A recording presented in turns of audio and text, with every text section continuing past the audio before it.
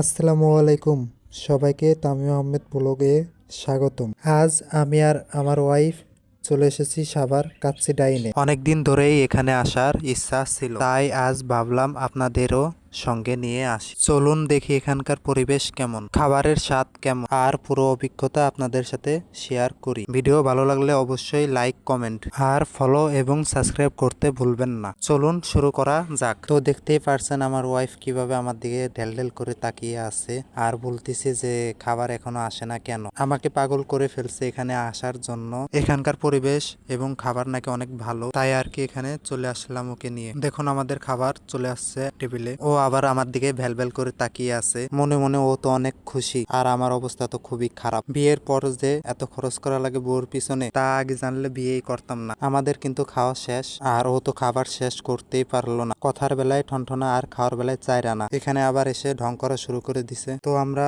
খাওয়া শেষে ঘুরে ফিরে একটু দেখলাম এখানকার পরিবেশ। তো এখানকার খাবার এবং পরিবেশ কিন্তু আসলে অনেক সুন্দর। আলহামদুলিল্লাহ, আজকের অভিজ্ঞতা আমাদের অনেক ভালো লেগেছে। আপনারা যদি কখনো সাভারে আসেন তাহলে এখানে একবার এসে আপনারা ট্রাই করে দেখতে পারেন। ভিডিওটি ভালো লাগলে একটি লাইক দিন, কমেন্ট করে জানান আপনাদের মতামত। দেখুন আমার ওয়াইফ আবার ওখানে গিয়ে বসতেছে, বলতেছে যে আমাকে কয়টা ছবি তুলে দাও। বসে আবার কিছুক্ষণ ঢং করা শুরু করে দিল। আমার বউটা আবার অনেক ঢঙ্গি, ঢং করেই সারাদিন বাঁচেন। তো আর কি করব, ওকে কয়টা ছবি তুলে দিলাম। ভিডিওটা আর বড় করলাম না, এখানেই শেষ করা যাক। আর তামিম আহমেদ ব্লগস ফলো এবং সাবস্ক্রাইব করে আমাদের পাশে থাকুন। আল্লাহ হাফেজ।